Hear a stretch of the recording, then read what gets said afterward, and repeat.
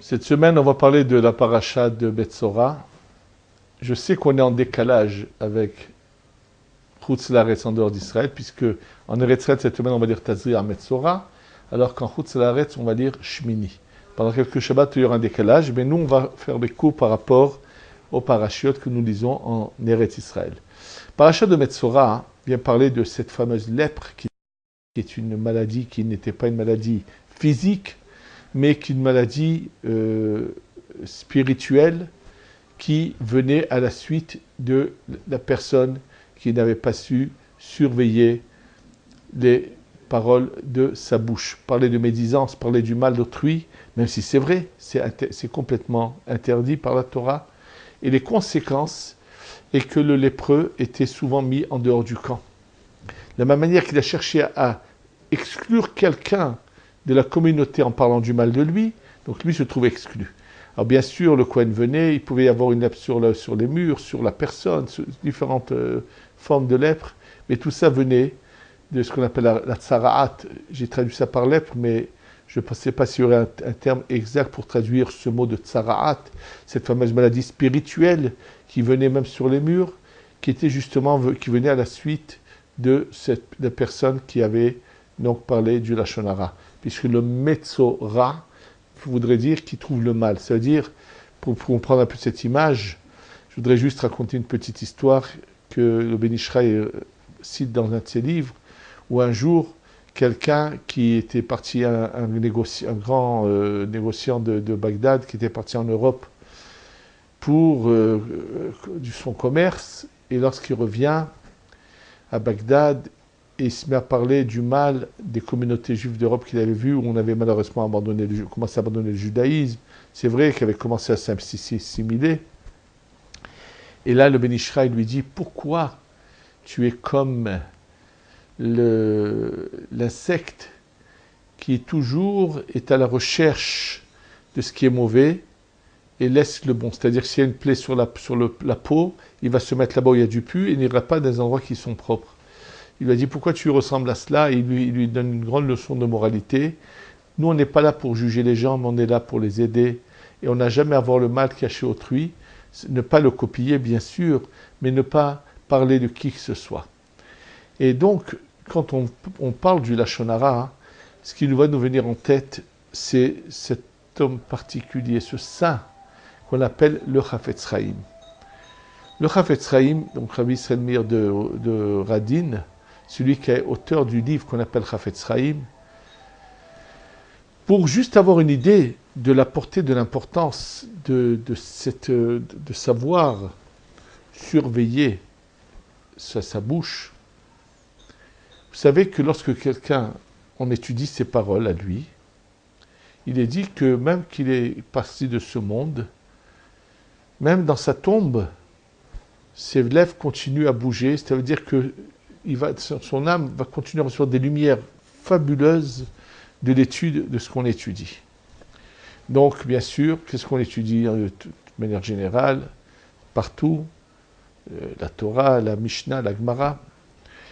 Et quand on pense aux commentaires écrits bien plus tard, ils sont des fois étudiés, mais combien sont-ils étudiés? Par contre, il y a un livre écrit dans ces dernières générations, les livres écrits que le Chafetz Chaim a écrit, on voit que lui a eu un mérite très particulier. Il n'y a pas un instant où on n'est pas en train d'étudier ses écrits. Prenons l'ouvrage Mishnah Brura. Mishnah Brura est un commentaire que le Chafetz Chaim a écrit sur le Shulchan Aruch. Il lui a fallu 28 ans pour finir cette œuvre d'art, cette merveille qu'on appelle le Mishnah Brura, où il a étudié à fond chaque sujet, mais n'a résumé que ce qu'il fallait, qui était nécessaire à la compréhension du texte du Shulchan Aruch. Il n'a pas voulu écrire toutes les autres découvertes qu'il avait fait au passage ou quoi. Il a voulu vraiment écrire un texte simple qui soit l'explication authentique et juste de ce qu'a écrit le Shulchan Aruch. Et c'est bien sûr, si je parle du Mishnah Berurah, qui ne l'étudie pas, tous les moments où je vous parle, quelque part, il y a des gens qui sont en train d'étudier le Mishnah Berurah. En ce qui concerne les livres qu'il écrit sur le Lashon Hara, non seulement qu'on les étudie partout, mais combien ont vu que cette étude pouvait apporter des miracles, faire des choses fabuleuses. Pourquoi le Chafetz Chaim a eu ce mérite que ses écrits soient tant étudiés? Parce que sa bouche était pure. La bouche du Chafetz Chaim était pure. Le Chafetz Chaim a fait attention toute sa vie à cela. Mais comment il a fait attention? Et c'est pour ça que je le cite, pour donner la marche à suivre, la conduite qu'il faut avoir dans la vie, le bon équilibre qu'il faut avoir dans la vie. Un des élèves du Chafetz Chaim qui a écrit sur lui un éloge funèbre et qui a été imprimé par le fils du Chafetz Chaim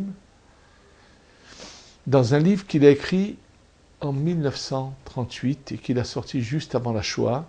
C'est le seul fils, il avait deux garçons, un qui était mort du vivant du Chafetz Chaim et le deuxième qui malheureusement a été déporté pendant l'Holocauste, pendant la Shoah.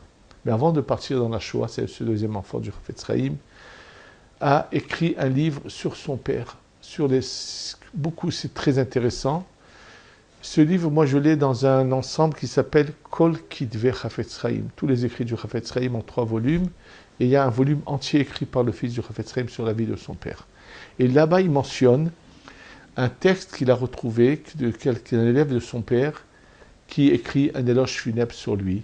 Et il l'a trouvé tellement authentique, tellement beau, qui vraiment illustrait tellement bien son père qu'il le mentionne dans son livre. Qu'est-ce qu'écrit cet élève du Chafetz Chaim? Le Chafetz Chaim avait un gendre qui s'appelait Rav Hirsch. Et comme le dit cet élève du Chafetz Chaim, il dit celui qui aurait vu le Chafetz Chaim dans la vie de tous les jours et qui aurait vu Rav Hirsch, il aurait été persuadé que Rav Hirsch est encore plus grand que son beau-père. Parce que Rav Hirsch ne parlait jamais, Rav Hirsch a toujours les yeux baissés. Alors que lorsqu'on aurait vu le Chafetz Chaim, il parlait à tout le monde normalement, il marchait normalement, il n'avait aucune attitude bizarre dans sa conduite. Mais il n'a jamais vu ce qu'il ne fallait pas voir, il n'a jamais dit ce qu'il ne fallait pas dire. Et dit cet élève du Chafetz Chaim, Dieu n'a créé aucun organe pour le rendre stérile, mais pour savoir bien l'utiliser. Sachez qu'à travers cette réflexion de cet élève se trouve la base, le secret, la base de la différence essentielle entre le judaïsme et, par exemple, le Havdil, Ben Kodesh Lechol et le christianisme. Dans le christianisme, on ne conçoit la sainteté qu'en ne mangeant pas, en ne se mariant pas. Il est impossible de concevoir qu'on utilise certains organes et que ça corresponde à la volonté de Dieu et à la lumière de Dieu. Et donc, ça c'est la manière à eux de voir. Par contre, nous, c'est tout à fait l'inverse. Nous, c'est que Dieu, on doit l'intégrer dans tous les organes de notre corps. Dieu n'a créé aucun membre pour le rendre sérieux, mais pour savoir bien l'utiliser. Donc tout doit être utilisé, mais avec la lumière divine à l'intérieur.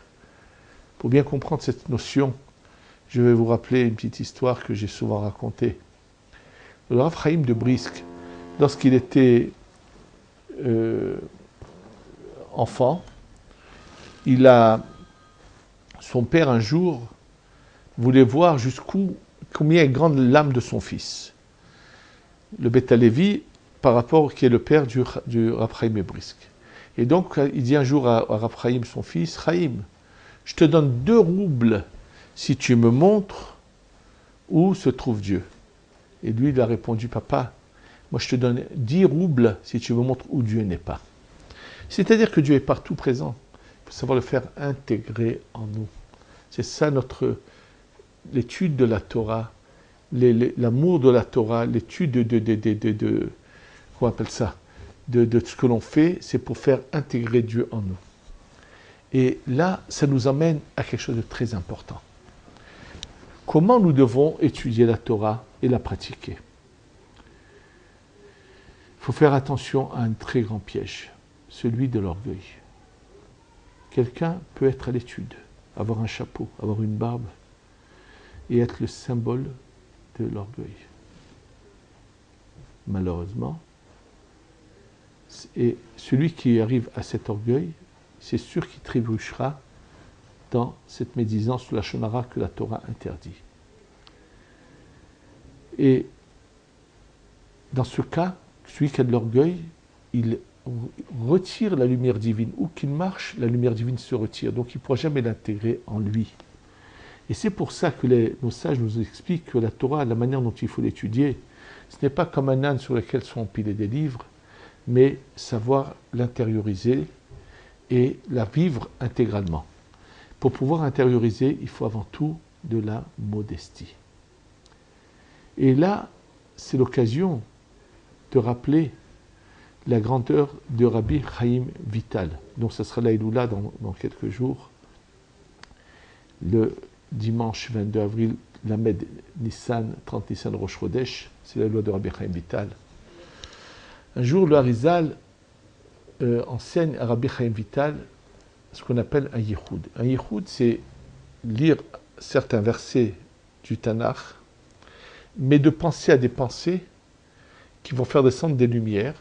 Et en le faisant devant la tombe de certains tzadikim, on va pouvoir même dialoguer avec eux et avoir des révélations. Donc, un jour, le Harizal qui avait enseigné à Rabbi Chaim Vital un yichud, il l'envoie de Tzfat vers le nord, dans un lieu où sont enterrés Abaye et Rava et beaucoup d'autres membres de la Gemara. On sait où se trouve aujourd'hui cet emplacement, près d'une base militaire du nord d'Israël. Et donc, lorsque Rabbi Chaim Vital va là-bas, à son retour, quand il rentre dans la pièce de son Rav, le Harizal se lève et lui dit « Baruch haba ». Comment a réagi Rabbi Chaim Vital? Qu'est-ce qu'il aurait pu penser? Tiens, j'ai dû faire si bien les choses que mon Rav se lève pour m'accueillir. Ben, pas du tout. Ça ne lui a même pas effleuré l'esprit un instant que son Rav se levait pour lui et l'accueillait à lui, comme ça. Alors, pour lui, il avait une telle modestie qu'il demande tous avec manière spontanément à son Rav, pourquoi tu t'es levé? À qui tu as dit Baruch haba? Qu'est-ce que tu as dû voir? Il savait bien que ça ne le concernait pas. Et il lui dit oui, quand tu es rentré, avec toi est rentré Benayahu Ben Yoyada, tu été là avec toi quand tu es rentré, c'est lui qui dit Baruch haba. Et c'est pour lui que je me suis levé. C'est l'âme de Benayahu Ben Yoyada que le Harizal voyait.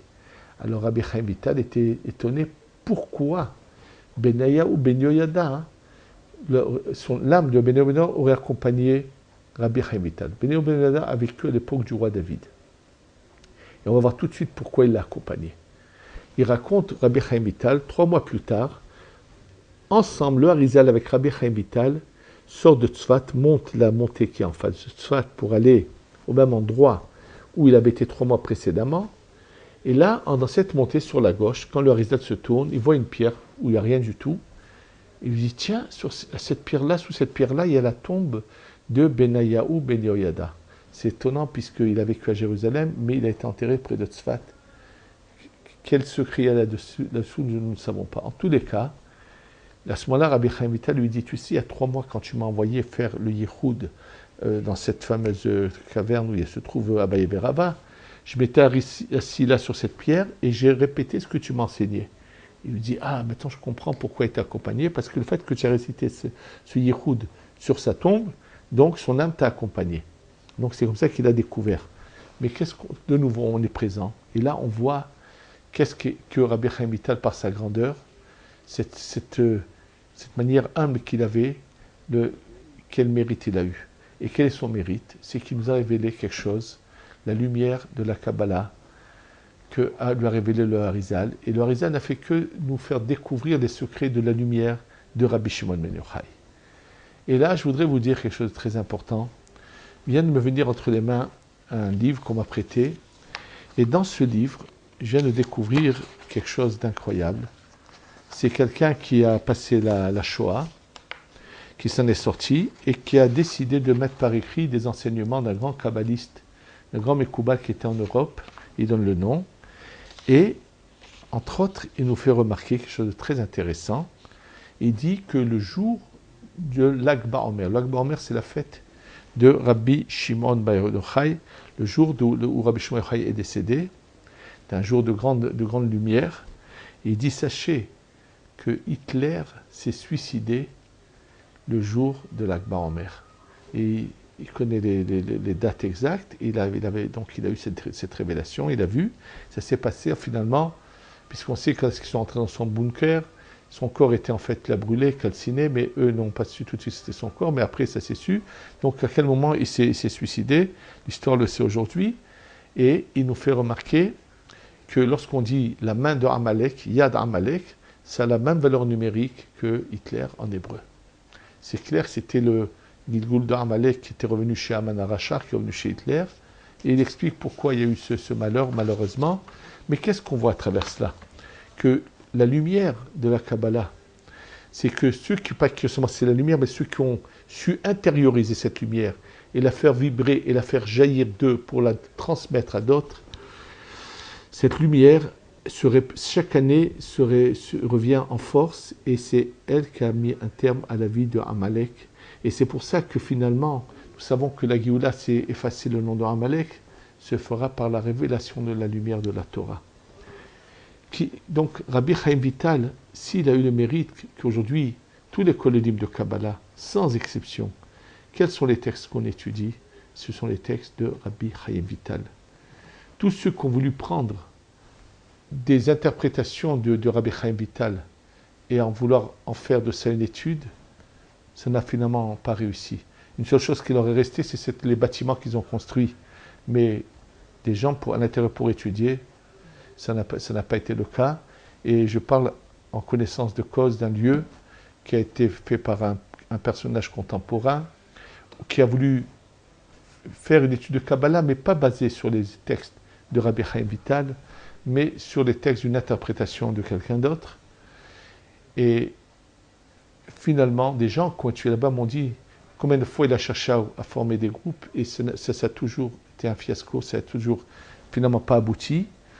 Et je ne suis pas d'abord étonné parce que ça a été fait avec un esprit de vouloir faire de l'exposition et avec un côté malheureusement orgueilleux. Et surtout, plus tard, c'est sûr que les textes dont je parle, c'était un très grand tzaddik qui les avait écrits, mais pas tout ce qui a été écrit doit être étudié comme c'est étudié. Et à tel point, je sais qu'un contemporain qui a écrit des commentaires sur certains textes du Harizal, lorsqu'il est parti voir le Rav Ben Sion Abba Shaul, il lui a demandé son approbation en ouvrant ses livres. Quand il a vu qu'il se servait de certains textes de ce personnage auquel je fais allusion, il a dit, tu le mentionnes, je ne te donne pas d'approbation à ce que tu as écrit. Parce qu'il pensait que cette interprétation n'était pas celle que nous avons reçue, qui doit être uniquement liée à ce que le Rashash nous a transmis. Pour nous, le Rashash, c'est la transmission même du Harizal, et c'est pour ça qu'on le suit absolument à la lettre. Et d'ailleurs, Pessah qui vient de passer, qui est tombé cette année vendredi soir, à Yerushalayim, un grand nombre de minyanim, en tout cas même ailleurs, pas seulement qu'à Yerushalayim, ont récité la bracha de ce qu'on appelle Me'en Sheva, qui n'est pas, même que ce ne soit pas l'opinion du Rav Ovadia Yosef, qui ne voulait pas admettre qu'on suive le Rashash, mais comme nous avons, Baruch Hashem, transmission de beaucoup de tzadikim, entre autres Rav Ben Sion Abba Shaul, qui était formel, qu'on peut continuer à faire ce que le Rashash a enseigné, et c'est également l'opinion de Rav Mordechai Eliyahu. Et tout récemment, on vient de me dire que le Rav Abergel de Netivot a fait la même chose et a dit que même au Maroc, ça se passait comme ça dans certains endroits où on faisait également le vendredi soir, comme le Rashash l'avait enseigné, la bracha de Me'en Sheva, et non pas comme le Mahaber, le Beit Yosef pensait qu'il ne fallait pas la faire. Donc, bien sûr que pour nous, nous devons suivre. Mais pourquoi? Ce qu'il faut, c'est qu'on est à la recherche de la vérité. On ne cherche pas à s'attacher à quelque chose, on cherche à se lier à la lumière, à l'intérioriser. Et cela, la base de tout, c'est la modestie. Sans modestie, sans effacement de sa personne, on n'arrivera jamais à la réussite. Et d'ailleurs, vous pourrez voir sur le site, sur un des cours que j'ai fait sur les élèves de Rabbi Akiva qui sont morts pendant cette période, c'est malheureusement qu'ils n'avaient pas cette annulation totale d'eux-mêmes et qui les a fait arriver à ce malheur où finalement ils sont tous morts pendant cette période du Homer. Donc combien c'est important, et c'est ça l'enseignement de la paracha de Metzora, que si on ne veut pas arriver à la médisance, à ne parler jamais de personne, alors il faut faire très attention à ce qu'on dit. Maintenant, au passage, quelque chose de très important, c'est comment agir devant quelqu'un qui n'agit pas de manière conforme à la Torah. Et là, je voudrais parler d'un point très important d'éducation, où il y a beaucoup d'erreurs qui se font aujourd'hui. Un jour, le Chafetz Chaim arrive dans sa synagogue et il voit des gens attraper quelqu'un et le frapper. Alors il les arrête, il leur dit « Mais pourquoi vous le frappez à ce malheureux ?» Comment Kvod Harav? Ils répondent « Bien sûr, on l'a attrapé en train de voler dans la boîte de tzedaka de la synagogue. » Le Chafetz Chaim leur a dit « Attendez, arrêtez-vous un peu là, calmez-vous. Vous êtes en train de commettre une erreur. La Torah dit que celui qu'on attrape en train de voler, au maximum, il devra être puni de payer 2 fois ce qu'il a volé. Mais il n'est marqué nulle part que celui qui est en train de voler, on doit le frapper. » Il en est de même dans l'éducation. Aujourd'hui, malheureusement, dans beaucoup d'écoles, en France c'est le cas, et j'ai des exemples que je viens d'entendre, où comment on se fait un nom, c'est en devenant un petit Hitler dans son école. Et on va prendre des sanctions qui n'ont aucune proportion avec ce qu'a fait l'élève. On ne va pas chercher à savoir comment la Torah nous dit qu'il fallait avoir comme réaction vis-à-vis d'une telle erreur, mais on va faire des règles de discipline qui n'ont rien à voir avec l'enseignement de la Torah. Et c'est pour ça que j'ai cité Hitler, parce que je veux simplement dire c'est Amalek. Si on n'est pas dans la Torah, on est dans Amalek. Il faut qu'on sache le comprendre et le savoir. Ce n'est pas en prenant des règles disciplinaires qui ne sont pas conformes à la Torah, juste parce qu'on veut de nouveau le nom, faire de notre école la meilleure. Et des fois, ceux qui n'arrivent pas à dans d'autres écoles, qui n'ont pas arrivé à un certain niveau, on les fout dehors. Pourquoi? Parce qu'après, on peut dire qu'au bac, on a eu un tel pourcentage de réussite, et ainsi de suite. Combien de fois, même dans des écoles strictement religieuses, dans toutes sortes d'écoles, celle que j'ai citée précédemment, ce n'était pas un cas d'une école strictement religieuse, c'est une école juive en France dont j'ai entendu que la discipline dépasse toutes les limites du bon sens, et tout ça, c'est l'orgueil qui est là pour se faire un nom et se montrer, et se faire écouter à la lettre, et ainsi de suite. Savoir que cette conduite est contraire à celle de la Torah. La Torah nous donne une marche à suivre, qu'on doit suivre du début jusqu'à la fin, avec un chemin équilibré dans tous les domaines, où ne jamais être extrémiste dans aucune manière que ce soit. Et si on suit ce chemin en intériorisant la lumière de la Torah, c'est ça le chemin de la réussite. Et que Hachem nous aide à le suivre, ce chemin toute la vie. Amen ve Amen.